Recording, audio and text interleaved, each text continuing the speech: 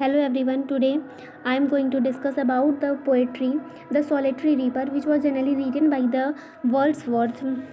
So please understand it carefully, and if you like the way of my explanations, then please subscribe my channel. So let's read about first. Here the Wordsworth generally want to say that The Solitary Reaper written by the Wordsworth is like a romantic ballad poem that is set in the rural areas, and according to the that the must gets is generally Wordsworth got inspirations to write a poem from village in the Scotland, which he visited along with his sister in 1803. In the poem, it has been generally seen that the poem has been divided into the four stanzas and have 8 lines.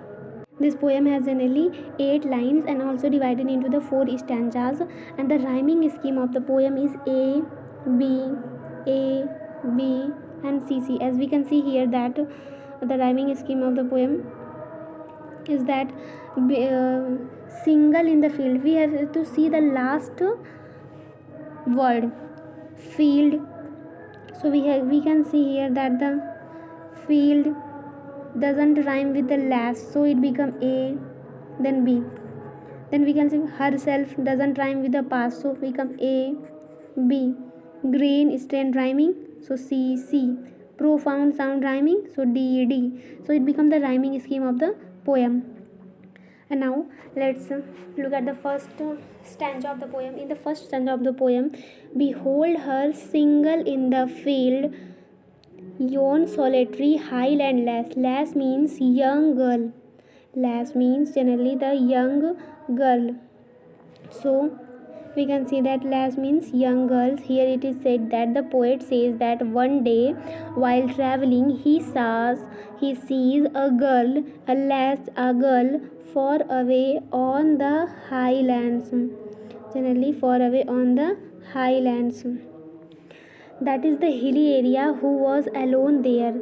She is reaping the crops. Reaping and singing by herself means she is reaping the crops and singing the songs by herself. The alone she cuts and stop here are gently pass. The poet says to the people who are going there that stop from here gently, are gently means keeping quietly, so that she doesn't disturb while singing the songs. The and now we see that here said that alone she cuts and bind the grains.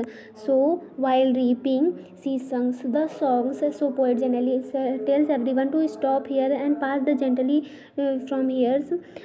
She cutting her haze means crops and also binds the grains while singing the song, and the sings a melancholy strains. The song she was singing was a melancholy melancholy means a sad strain. She was generally that song was looking like a sad tones. Oh, listen for the wail profound. In this line, oh listen for the wail profound is overflowing with the sound. Here the poet want to ask the passerby who was going from this route to listen her, as her song is so melodious and sad that the whole wail profound. So wail profound, here wail profound means deep valley. Wail profound means here deep valley. So the deep valley is echoing with it. So the poet want to say that the poet asked the passerby to listen to her, as her long so melodious that the song she was singing was very sad, and it was as sad as the deep valley is echoing with it. And now look at the second stanza. In the second stanza, the poet generally compares that the voice of the solitary reaper with that of the nightingales. Note that in the romantic poetry, the sound of nightingale is described as very melodious and welcoming. So before going forward, let's try to understand the concept of Arabian stanza. Arabian stance, because it is mentioned in the stanza. So first we have to understand about the Arabian stand. In Arab, they are desert in which it takes months for the peoples to cross them. Generally there are desert which generally takes months of the peoples to cross them. So many times they forget the way or die because of the extreme heat of the thirst. In such a desert, if weary band, that is the tired travelers who may taking rest under the shady haunt, who generally takes rest under the shady haunts, happen to hear the nightingale chanting, generally happens to hear nightingale chanting, and it will be the most joyful voice for them, because they will come to know about that it is the end dread of the deserts. So that the poet says that the voice of the solitary reaper is more melodious and sweeter than that of the nightingale voice mentioned above. Just think that what a brilliant example of the poet has given. So he compared it according to the point. The voice of solitary reapers was so melodious from the cuckoo bird in the springtime, which breaks the silence of the seas among the forest shadows. Again, here the poet is using the brilliant image. According to the poet, the voice of solitary reaper is even better than the cuckoo. In this stanza, third stanza, the poet is expressing his unfamiliarity with the language of the song sung by the solitary reapers. He wonders if there is anyone who will be able to tell him that what she is singing. He guesses that it might be a plaintive numbers, that is sad and mournful song in her own language, which are about unhappy past or lost things, and some battles or anything which is generally sad, which might have taken place long ago. The poet again guesses that this song can also be about the humble lay.